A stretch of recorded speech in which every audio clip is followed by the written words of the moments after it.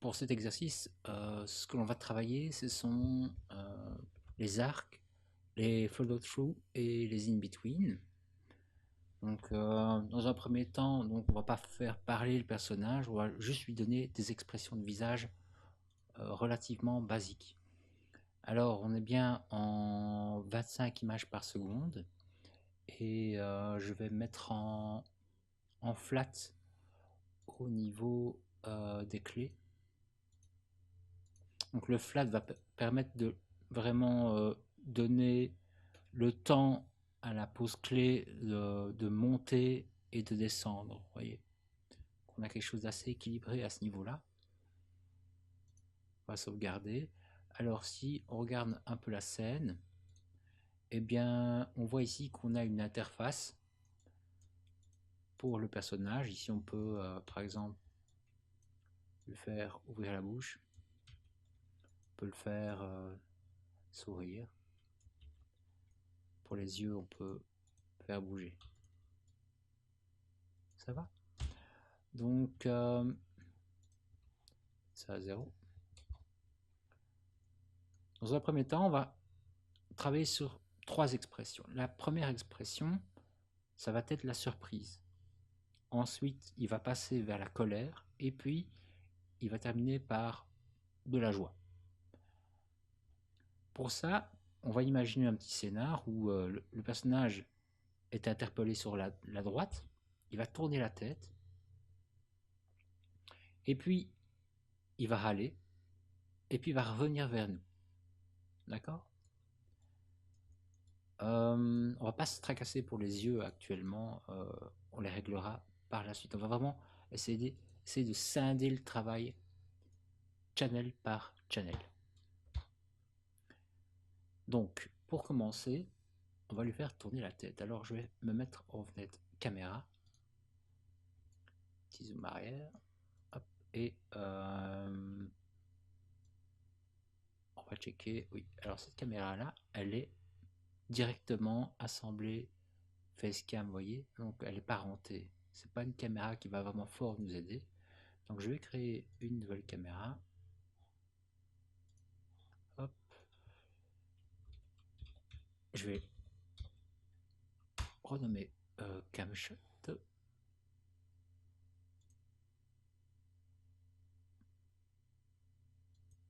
Voilà.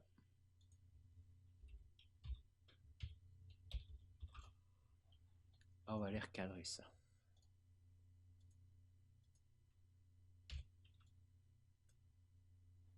Cette caméra-là, on va la masquer.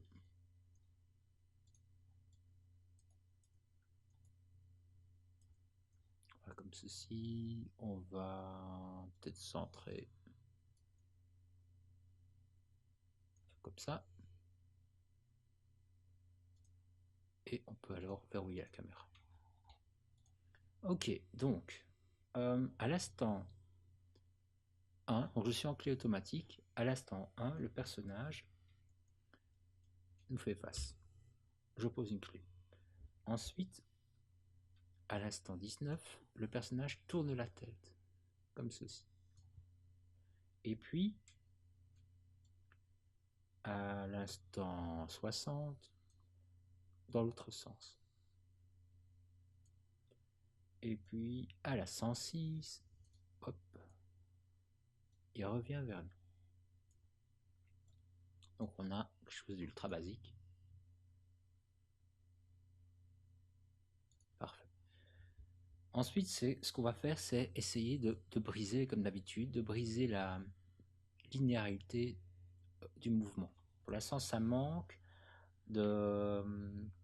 d'accélération et de ralentissement. Donc, par exemple, ce que je vais faire, je vais aller à l'instant, non pas à l'instant 19 ici, mais quand le mouvement est déjà un peu amorcé, un peu plus tard, à la 23, et je vais aller bloquer par ici, à la 49. Voilà, donc ce qui se passe, c'est qu'on a un mouvement qui maintenant est lent entre 19 et 49. Oui, 49, oui.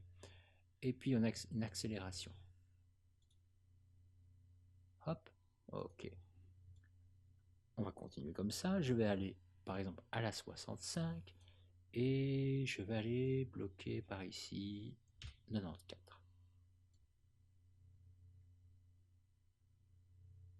Donc ça nous donne 1, 2, 3.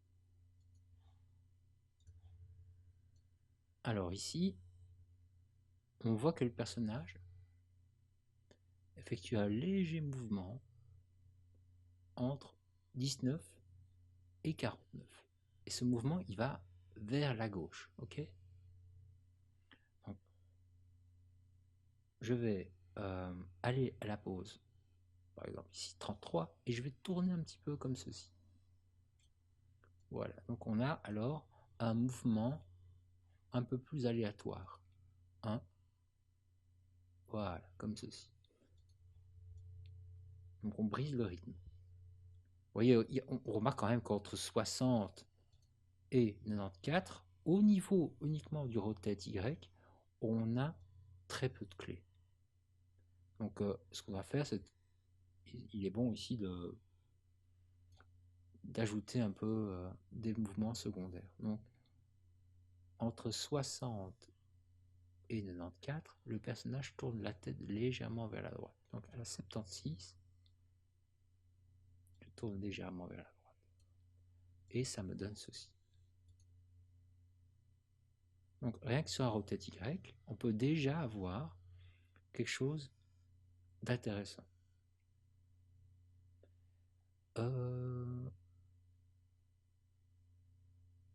Ok. À la 115, on va le faire tourner légèrement comme ceci. Donc, hop, et puis légèrement comme ceci.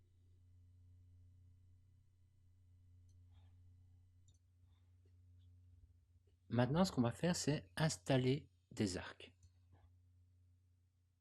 Alors, un truc que j'aime encore assez faire, c'est... je vais par exemple... Déjà, je vais enregistrer.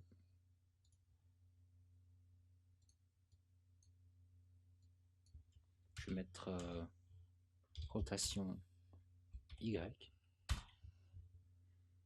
Et en vue de face, je viens créer une petite sphère. Ici. Hop, hop. Pas diminuer. Vous n'êtes pas obligé de le faire ici, c'est juste pour vous montrer. Comme ceci. Je vais mettre une petite couleur dessus, ou bien il y a peut-être déjà...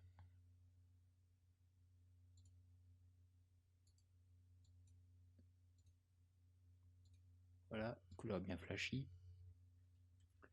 Et je vais parenter cette petite sphère.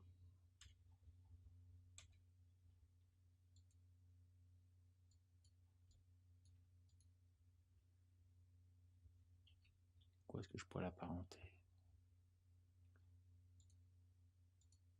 Je vais diminuer la taille des joints. Je ne sais pas pourquoi je me lance. Joint size. Voilà, je vais l'apparenter ici comme ceci, au joint qui est dans la bouche.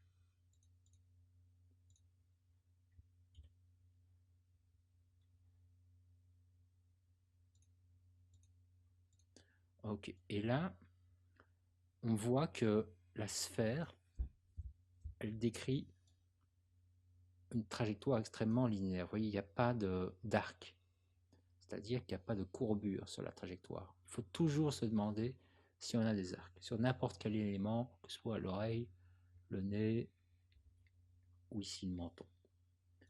Donc, les arcs vont améliorer comment dire, ils vont améliorer le naturel. On va vraiment plus avoir le sentiment que le personnage est en vie. Tout ce qui est trajectoire linéaire et droite, c'est plutôt des machines et des robots. On va éviter ça ici pour l'exercice. Donc, les arcs. Eh bien, imaginons, nous sommes à l'instant 5, il se passe quelque chose sur ici la droite du personnage. Il y a un truc qui se passe. Donc, le personnage, avec le rotate X, va lever la tête, comme ceci. Il est surpris, il se passe un truc. Et puis, il tourne la tête. En tournant la tête, au milieu du mouvement, par exemple, à l'instant 12, je vais baisser le menton pour traduire le début de mon arc. Hop, arc. Et puis, à la 19, le mouvement se termine. Et bien là, je vais terminer mon arc, mais un peu après. Donc, à l'instant 21, je vais monter comme ceci. Non, déjà, j'ai un arc, ok. On voit que là, on a une courbure. Et je le fais un petit peu après. Donc, on a un follow-through, c'est-à-dire que le follow-through, c'est, vous avez un instant clé ici à la 19, ça se termine, le mouvement est fini. Eh bien, se demander, est-ce qu'il n'y a pas un mouvement qui va continuer? Et ce qui continue, c'est ceci, c'est ce petit mouvement. Ok, donc on va continuer ça. À la frame, donc ici, il va tourner la tête vers la gauche, on doit installer un arc. Donc, je vais placer un mouvement anticipatoire. Donc, on voit que le mouvement commence bien à la 49, et bien un peu avant, il anticipe le mouvement en montant ici. Donc on a hop, ceci, en milieu de course, à la 54, on va baisser. On arrive sur la pause clé à la 60, et donc on fait un follow-through, 62, un peu après donc, et on remonte. Comme ceci. Vous voyez, on a un arc léger. Alors, parfois le mouvement n'est pas parfait directement. Les ajustements se font toujours dans le Graph Editor. D'abord, on place une intention de mouvement, ensuite on ajuste dans le Graph Editor. Comme ceci. On va terminer.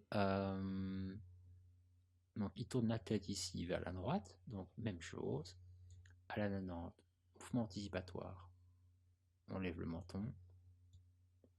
En milieu de trajectoire, par ici à la 99. Et puis, on termine le mouvement, on traverse le mouvement, par exemple à la 109. Il se redresse. Et là, on a un arc. On va regarder ce que ça donne. Voilà. Vous voyez? Donc rien qu'avec un rotate X et un rotate Y, bah, on a quelque chose qui est déjà assez vivant. On a des petites hésitations. On voit qu'il se passe des choses au niveau de la sphère verte. Donc ça, c'est tout bon.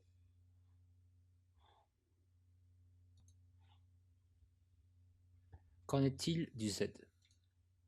Le Z, c'est ceci. Qu'est-ce qu'on peut faire avec? Eh bien, on peut incliner la tête à gauche et à droite suivant les mouvements qu'il fait. Donc, ici, on va pencher la tête dans ce sens-là. Dans ce sens-là. Dans ce sens-là. Vous allez voir. Donc, à l'instant un peu plus loin, on va prendre par ici, à la 12. Je vais incliner dans l'autre sens, comme ceci. Vous voyez? On a une sorte de... La tête, le bord ici est encore dans cette zone-ci. On obtient hop, comme ceci. Et puis, on va mettre un peu plus loin. À la 22, on réincline dans l'autre sens. Hop, vous voyez, on a un retard ici sur le mouvement. Donc il y a de la physique qui intervient ici. Ici, on va incliner dans ce sens-là, à la 45. En milieu de parcours, on va prendre la 54, il est incliné comme ceci. Voilà. Et puis à la 62, dans l'autre sens. Hop, voilà. Et on peut peut-être pousser encore. Voilà. On revient dans cette zone-ci. Qu'est-ce qui se passe? Eh bien, à la 90, on va incliner dans ce sens-ci. Hop, il tourne la tête. On va prendre la 99. Alors je pense que oui, c'est ça, dans l'autre sens. Le mouvement est court, hein. Ce mouvement-là est relativement court. 99 et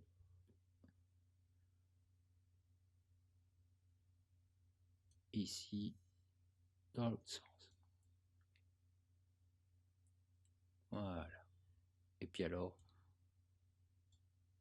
vers là, la 117, il peut peut-être revenir un peu comme ça. Peut-être traîner encore un peu plus, 117, 120. Voilà. Voilà, on a ceci. 1, 2 et 3. Alors, ici, l'idée, c'est de se dire, finalement, est-ce qu'il n'y a pas moyen de peaufiner toutes ces trajectoires? On va regarder dans le Graph Editor.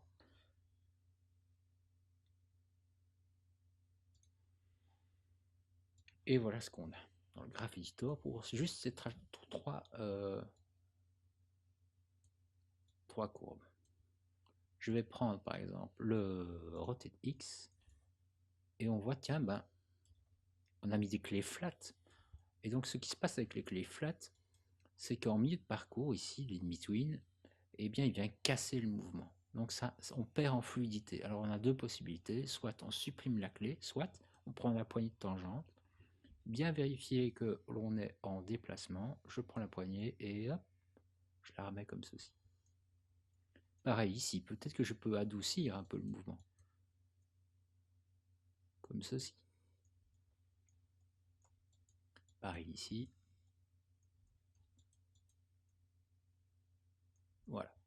Je vais prendre le rotate Y. Là, il n'y a pas grand chose à dire, en tout cas au niveau des trajectoires. Maintenant, peut-être qu'on a au niveau des hauteurs des choses qui sont trop faibles ou trop élevées. Ça, c'est un truc qu'il faut checker. Peut-être qu'ici, je peux faire traîner un peu plus un mouvement. Lui donner le temps, parce qu'ici, c'est peut-être un peu court. Au pif, à mon avis. Voilà, ici, rotate Z. On va rectifier ça. Hop là. Là aussi. Voilà. Quand j'ai ceci, ce qu'on va checker, c'est finalement, est-ce que ce qu'on a là est bien. Je vais essayer de me donner un peu de la place avec le Graph Editor. Alors, il y a un mouvement que j'aime un peu moins. Celui-là, pourquoi pas? Celui-là me dérange. Celui-là, à chaque fois, j'ai envie. Sur cette fin là, vous voyez, on a une courbure qui est chouette là, hop, et puis là, ça redevient un peu plat. J'aimerais bien essayer de pouvoir modifier ça. Donc, c'est probablement un rotate X évidemment. Donc, on va checker le rotate X. Est-ce que je peux pas faire quelque chose? Non, vraiment, dans cette zone-ci. Je vais incliner un peu plus. Enlever cette clé-ci.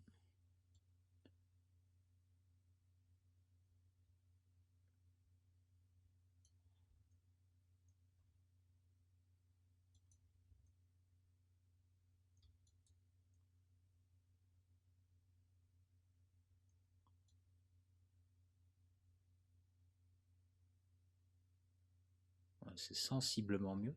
C'est pas fou, mais c'est un peu mieux. Peut-être que je pourrais, c'est prendre les poignées ici. Je prends juste celle-là. Faire un weighted Tangent, juste pour arrondir encore un peu plus le mouvement, qui traîne un peu plus dans les hauteurs ici. Donc,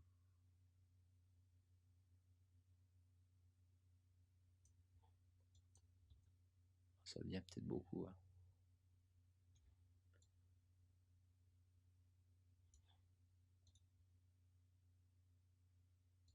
Je vais faire du CTRL Z.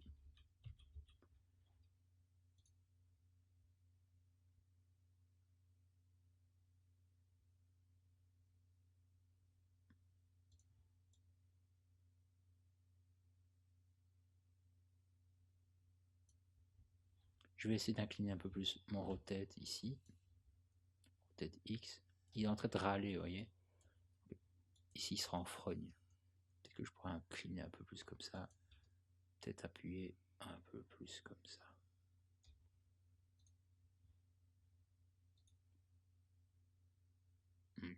Ouais, voilà, comme ça, vous voyez. Là, c'est le moment où il fait sa grimace, où il râle.